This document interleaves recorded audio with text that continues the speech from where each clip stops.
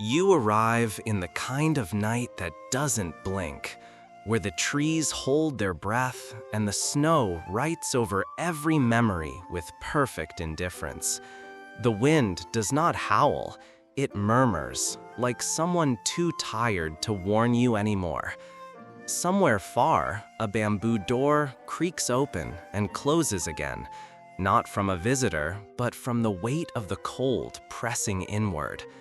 You sit very still, not out of reverence, but because movement makes the frost bite deeper. Welcome. This is not a place for comfort. It is a memory, stretched thin and fraying, like the cotton wrapped around numb toes. Outside, the silence is not peaceful. It's the kind that has seen too much, buried too many, and now waits, patient and unmoved. And in that silence, something stirs, a shape beneath the straw roof, a figure wrapped in wool, not for elegance, but for survival, a samurai, not in a pose of glory, not mid-battle, but crouched beside dying embers, coaxing warmth from the bones of a fire that forgot its own name. His armor, lacquered and proud in the spring, now wears a film of ice. Even the sword beside him seems hesitant to gleam. It knows. Tonight, honor is irrelevant. Toes matter more. You wonder, what does it mean to speak of duty, of legacy, when your fingers are too stiff to hold the brush, and your meals taste like yesterday's apology? What remains of the warrior when the winter keeps asking questions no sword can answer? The snow doesn't care for rank. It buries the peasant and the general with equal grace. Dawn arrives, but it doesn't rise. It creeps, pale, metallic, like the inside of an old kettle. Your first breath tastes of ash and boiled rice left too long in the cold, bitter, wet, and familiar. Nothing sizzles, nothing simmers. Even the tea, if it exists, is more memory than steam. And still he endures, the samurai, like a candle forgotten in a shrine, flickering not for beauty, but for stubbornness, slowly melting in a room with no doors. His eyes open before the sun, not from discipline, but because sleep has become a risk. He knows frost doesn't knock, it enters where silence allows. This is not history, this is something older than that. A whispered ritual for those who understand that not all battles are loud, and not all victories come with applause. Sometimes survival is the poem, and the only one listening is the snow. You do not begin the morning begins you, slowly, reluctantly, like an old man shaking off the weight of a night that forgot to end. The air you breathe is not air, but a thin blade, slipping past your lips, slicing gently down your throat before disappearing into the hollow silence of your chest. Even inside, wrapped in layers of straw, wool, and memory, the cold is not outside you. It is within. It has settled into your joints, your thoughts, your name. You blink once, twice. Frost has formed along your eyelashes. Welcome to winter, where time holds its breath and you must learn to breathe through pain. There is no warmth waiting, no fire already burning. No one has stoked the embers. You hear only the groan of old wood shifting beneath the weight of snow. Somewhere in the dark, another body turns under a threadbare blanket, not from comfort, but to keep skin from freezing to the floor. Your breath escapes your mouth in a thin white ribbon, curling upward like a ghost that forgot your face. It carries no warmth, only the proof that you are, for now, still alive. And here, in this forgotten barrack, carved from wind and willpower, that is the first triumph of the day. Your armor, leaning by the door, glints with a fragile sheen of ice, elegant, deadly, and utterly useless against the wind that slips through the cracks in the wall. It will be cold to the touch. It always is. You know this. You dread it. But you will wear it. Not because of any battle, but because someone might see you. Someone might judge. And in a world where frost gnaws at your bones more ferociously than any blade, shame is still the sharpest weapon. You dress not for war, but for dignity. You lace your sandals with fingers too stiff to feel the knots. You do not cry out. No one does. Outside, the snow has no memory. It buries footprints almost as fast as they are made. Paths vanish. Directions dissolve. It is not cruel, only indifferent. Somewhere in the distance, a temple bell tolls once, muffled by the thick silence. Not a call to prayer, but a reminder. You are still here. You have survived the night. But honor does not rise with the sun, if the sun appears at all. Some mornings it does not. Some mornings it sulks behind clouds the color of regret and bone. You do not wait for it. You move anyway, slowly, carefully, as if the earth beneath your feet might crack open and swallow your resolve whole. You pass a brazier where another samurai crouches low, nursing a flame so small it could be mistaken for a memory. He does not look up. He has not spoken in days. Words, like firewood, are precious, best saved, best rationed. You nod once. He does not nod back. You understand. Here, companionship is not expressed through conversation, but through shared silence, through the act of enduring without asking why. The cold has stripped everyone down to the same truth. You are alone, even in company. And yet, you stay. You continue, because someone must. A bowl of rice awaits, not hot, not fresh, just enough to remind your stomach that life persists. You chew slowly, more from stiffness than discipline. You do not taste. You swallow. The heat, such as it is, lasts only moments. But still, you cup the bowl with both hands, as if holding something sacred. In that moment, it is sacred. Not because of what it is, but because of what it represents, defiance. You have not been claimed by the snow, not yet. And so you sip the broth, bite the radish, and pretend, just for a breath, that you are more than survival in human form. This is not a tale of war, not yet. The sword stays sheathed. The enemies are not men. They are colder than that, quieter, the kind that do not scream when they kill, but whisper. Winter does not charge the gate, it seeps through it. It steals names, days, pieces of skin. And still, you bow, you kneel, you polish your blade, not for glory, but because to do so is to remember who you were before the cold came, before it became your constant companion, before you learned that silence can scream louder than any battle cry. This is not a history lesson. It is a ritual, a story told not with ink, but with frostbitten hands and breathless resolve. A memory that shivers in the dark and lights no lanterns. You are not here to learn. You are here to feel, to remember something your blood has forgotten. The shape of stillness, the weight of duty, the sound of snow falling on wood that can no longer creak. And so, you listen, because the wind remembers what men forget. And tonight, it is willing to share. Your armor is frozen to your skin, not in metaphor, not in memory, but in reality so sharp it feels like punishment. The leather straps that held snug yesterday are now stiff as bark. The iron plates bite into your ribs with every breath, clinging to your body as if to remind you that honor has a weight.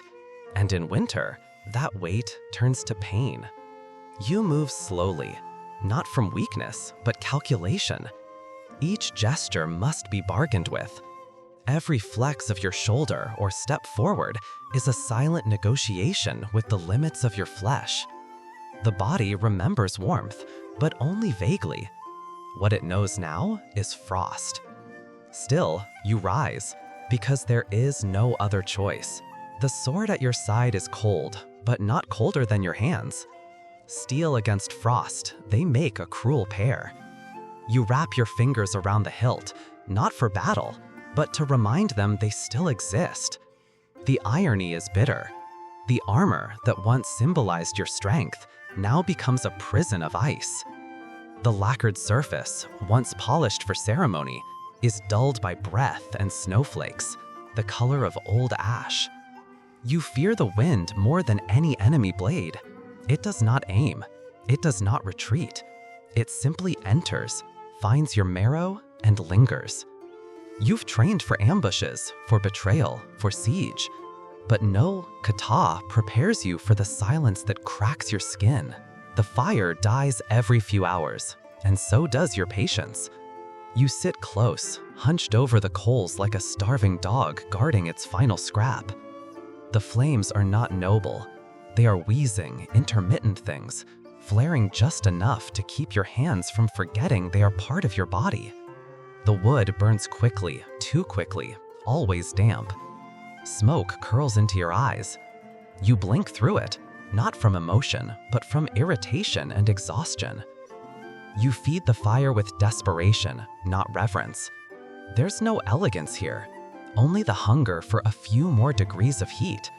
And sometimes, even that feels too much to ask. You pray not for glory, not for victory, not for the memory of your ancestors. You pray for a coal to stay red until morning. You pray for fingers that still move, for toes that still tingle, for a breath that doesn't rise in a cough. The fire gives no answers. It flickers. It dies. You start it again, with flint and fury, smoke and curses. The ritual is not sacred. It's survival. You do not chant. You swear. And still, no one judges. Not here. Not in this season. Even the gods have frozen faces. You sleep in shifts, if you sleep at all, because sleep in winter is dangerously close to surrender. You curl under what passes for a blanket, rough fabric layered with old straw, and try to ignore the way your joints protest, the way the wind sneaks through slits in the wall and brushes against your neck like an executioner's hand. Every exhale forms a mist that hangs in the air longer than your dreams. You share the room with others, but the silence makes them distant. You could reach out, touch a shoulder, whisper a joke, but you don't. Words have weight here, and warmth is a currency too rare to waste on conversation. Every draft feels like judgment. Every creak of the floorboards, a reminder that this shelter is made of kindness, not strength. The walls are thin. The brotherhood is thinner. No one complains.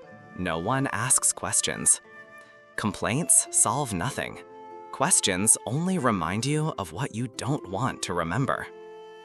And so you lie there, somewhere between sleep and awareness, counting heartbeats like drumbeats in a war you never agreed to fight. A war of inches, a war of breath. The cold does not discriminate. It does not care for bravery or bloodline. It comes for you as it comes for everyone. It strips titles, silences valor, erases hierarchy. It is the great equalizer. The emperor and the peasant both shiver the same. And so you endure, not because you are stronger, but because you are too stubborn to vanish. The morning will come, or it won't, and you will rise, or not. But tonight tonight you are still here, still breathing, still wrapped in silence and steel. You wake before the sun, not from duty, but from discomfort. Your stomach growls before your eyes open. Hunger has a voice here, shrill, persistent, and utterly indifferent to honor. You sit upright slowly, knees cracking, neck stiff, and you already know what breakfast will be. Rice. But not the steaming kind that lives in paintings or ceremonies. This rice is cold. It cracks when touched. Your teeth meet it with reluctance. The grains are dry as old paper, the texture closer to pebbles than food. Pickled radish is served beside it, rubbery, sour, tasting more of storage than of anything grown. And still, you eat it all, slowly, not for ritual, not for taste, but because chewing too fast hurts your jaw. The cold has made your muscles forget how to soften. There is no tea this morning. There was no tea yesterday. Tea is a privilege, reserved for the moments when someone important is watching. When no one is, you drink what's left in a kettle stained black from months of smoke and ash. If there's miso, it is thin, more water than flavor. But it's warm, and that makes it divine. You cup the bowl with both hands, as if it were a newborn child. You sip it like confession. Each swallow feels like a small personal rebellion against the freeze that crawls up your spine. For a moment, you feel human again. Bathing is a story from another life. There is no bath, only the fantasy of one. You remember the way hot water once smelled, faintly of pine and wood smoke, but now, even snow seems cleaner than you. Hygiene is theoretical. You wash your hands in snow when you can bear it, just long enough to feel pain and pretend it's purification. Your nails are blackened, your skin is cracked. No one comments. Discipline is measured not by cleanliness, but by your silence while enduring it. And then, the toilet. No one talks about it. It isn't a place, it's a box. A wooden square in the corner of the camp, surrounded by wind, regret, and the kind of smell that makes you question your life choices. You go quickly, not from shame. Shame requires comfort, but because the cold makes hesitation dangerous. You do your business like an execution, efficient, avoiding eye contact. And when you return to the barracks, there is no applause, only the silent congratulations of having survived yet another trial no scroll dares to record. Somewhere during the day, you notice that warmth has taken on a different meaning. It no longer means fire or sun or comfort. It means breath. Your horse exhales, and you press your hands near its nostrils for a second of steam. You rub your palms together until the friction gives you 5 seconds of illusion. When someone passes you a cup, any cup, you cradle it like a relic. You no longer care what's inside. Warmth is no longer physical, it's spiritual. It exists in glances, in shared bowls, in the faint memory of someone who once wrapped your fingers in theirs. And then, the sun. When it does appear, pale and uncertain, you look up with the reverence of a starving monk seeing a vision. You do not worship loudly. There is no ceremony. But inside, something bows, just a little, just enough to remind you that survival here is not about winning. It is about enduring absurdity with grace, about finding the sacred in the tasteless, about knowing that warmth is rare and therefore holy. You chew, you sip, you relieve yourself in a box that deserves no poetry. And through it all, you persist, not as a warrior, not even as a man, but as something smaller, more ancient, a creature curled against winter's breath, still breathing, still counting the degrees between death and memory. You are never truly alone, but you've never felt more distant from the warmth of another soul. The barracks are filled with bodies, rows of sleeping mats, the occasional cough, the creak of old wood as someone turns. Yet silence stretches between you like an invisible frost. Eyes meet, then turn away. Words are rationed more strictly than food. You could reach out, speak, share, but every syllable costs energy and warmth. And so, you say nothing, not out of pride, but preservation.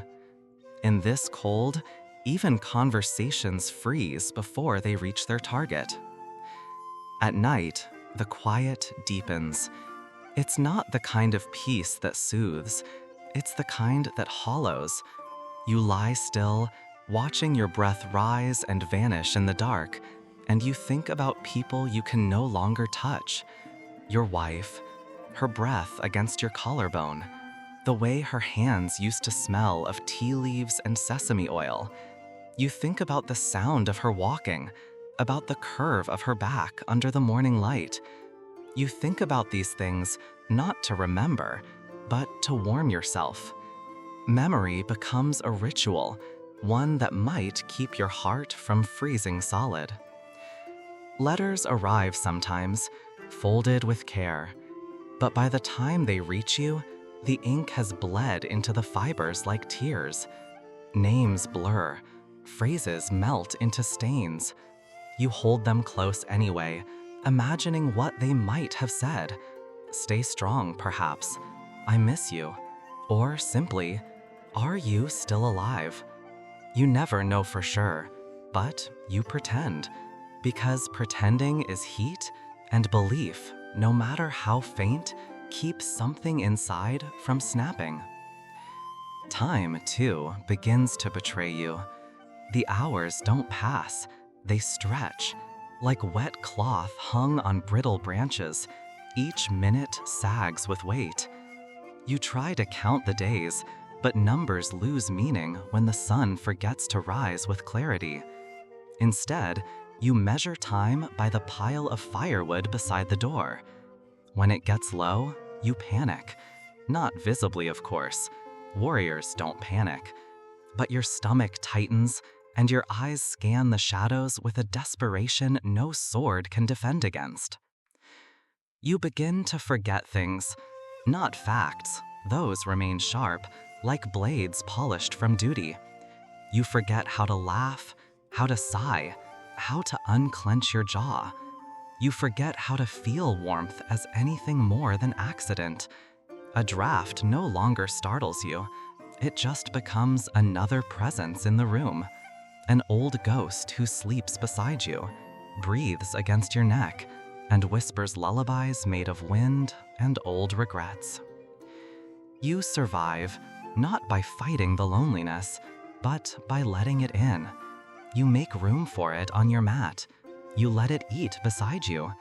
You nod to it in the morning and bid it quiet when the wind howls too loud. And in return, it teaches you patience, teaches you how to feel without breaking, how to be surrounded and still remain intact. And slowly, you begin to understand. Solitude isn't the absence of others. It's the echo of the self when everything else has gone still. The illusion of readiness is the first casualty of winter. You rise before the sun because the sun is late, hesitant, and duty does not wait for light. You stretch limbs stiffened by sleep and frozen by drafts that slither through the wooden walls. Muscles ache, not from exertion, but from holding still all night just to preserve a hint of warmth. You wrap your hands in linen and wool, layers over layers, and then slide them into leather that no longer bends. Everything cracks. Your joints, your boots, your patience. But still, you train. Because expectation is heavier than snow, and to not train is to invite whispers. You do kata with breath fogging the air and legs that move like they're sunk in tar. Not to improve, only to endure. Honor this morning tastes like iron and regret. The captain walks among you. His breath is measured, his stride deliberate. He too is cold, you know it. Everyone does. His hands are blue beneath the gloves, and his lips crack when he barks a command. But he will never show it, not once. And so you pretend as well. Because leadership is not about comfort. It's about carrying suffering in silence so others believe theirs is lighter. You admire him for it in a quiet way. He sweats into his armor like everyone else, shivers in the latrine, curses the snow under his breath. But in formation, he is stone. And stones don't freeze, they simply endure. Your fingers are numb when orders arrive. A scroll tied with red thread, stiff with frost, the ink beginning to smear. The message is simple: a delivery, a report, a presence required. The destination is far, the road uneven and choked with snowdrifts. You ask no questions, you gather your things. The strap of your katana bites into your shoulder, already raw. As you walk, each step snaps the crusted snow, and wind burns the skin behind your ears. You march not out of zeal, but out of muscle memory. The sword clinks against your hip, more an inconvenience than a defense. You pass other patrols. No words are exchanged, just nods. A silent brotherhood of bodies moving through a world that would rather kill them than accommodate them. No one dares to fall behind, not because of punishment, but because no one wants to be the reason the line breaks. There's a strange dignity in obedience that makes no sense. Orders are followed not because they're wise, but because they were given. The scroll might be empty, it might be a test, it might be madness. But you carry it through wind and sleet and across cracked bridges with icicles like teeth. You do it because you said you would, because someone once taught you that your word was heavier than steel. And when you return, boots soaked, hands trembling, the scroll delivered, no one claps. No fire is waiting, no hot meal, only a nod. Perhaps a sip of tea if you're lucky. And yet, in that moment, something steadies inside you. Not pride, not joy, just stillness. The kind of stillness earned only by moving through pain without asking why. Wrapped in wool that smells of sweat and iron that pulls heat from your bones, you sit down, not to rest, but to prepare. Because tomorrow, the snow will still fall, and duty, once again, will not care if you're warm. You're eating rice again, if you can call it that. It's more like pebbles pressed together by obligation. Cold, cracked, and stubborn, like the men who serve beside you. Someone makes a joke. At least the snow in the rice adds texture. No one laughs out loud, but a smirk flickers like candlelight across frostbitten lips. This is how humor survives here, not in bursts, but in embers. You don't laugh because it's funny. You laugh because if you don't, something inside might snap. Even the absurdity has its rhythm. The barracks creak louder than the men. The fire dies faster than conversations. But still, someone finds a way to say, at least the rats are quieter this week. Maybe they froze too. Even now, you bow properly, even if your knees sound like they're made of brittle twigs. Protocol doesn't hibernate. You maintain rituals that no longer serve function, but serve something deeper. Polishing a blade in a room so cold that your breath turns into tiny storms might seem mad, and maybe it is. But it's also defiance, a kind of frozen theater where you still perform civility while your teeth chatter beneath the stoic mask. You keep your blade spotless, not because it's needed, but because it reminds you who you were before winter stripped you down to instinct. In a place where warmth is borrowed and time is slow, routine is a kind of rebellion. The outhouse is a source of constant ridicule when anyone dares talk about it. Better insulation than the barracks, someone mutters through clenched jaws. It's not a joke, but it gets a weak chuckle, mostly because it's true. The wind howls less out there. Maybe the gods enjoy irony. The stench is sharp, the seat is cruel, and the journey there is the length of a battlefield. You time your visits strategically, not based on need, but on bravery. If you survive the walk, you deserve a medal. If you manage to come back without slipping on ice or crying from the cold, you earn another layer of silent respect. Pada bangs, you might say in your head, you survived the toilet. Even the animals aren't immune. You used to hear rats scratching along the beams at night. Now, silence. Either they've moved on, or they've perished. Or maybe they're just curled up in your bedding, clinging to the last trace of body heat like you do. It's hard to hate them. You're both just trying to survive. You, the warrior, them, the scavenger. In winter, there's not much difference. There's a strange democracy in suffering. Rank, training, bravery, none of it matters when your fingers go numb trying to lace your armor, or when you envy a rodent's nest because it might be warmer than your bunk. Still, humor lingers. Not as laughter, but as proof that you're not dead inside. Not yet. It's a cracked grin in a world of silence. It's the sideways glance when someone trips on frozen rice. It's the moment you offer someone tea, knowing it's just warm water with a leaf in it, and both of you pretend it's luxurious. You hold on to those moments like you hold on to heat, fiercely, briefly, and with the knowledge that they'll vanish soon. But until then, the joke lives, even in this place, even now. Because as long as you can laugh, even through cracked lips and frozen ribs, the winter hasn't won, not entirely. The snow doesn't speak. It swallows. It buries. It makes no distinction between a warrior's footprint and a beggar's. The same flake that landed on your shoulder yesterday now hides the remnants of 100 forgotten mornings. Names vanish here, first from lips, then from memory. And yet, the cold remembers.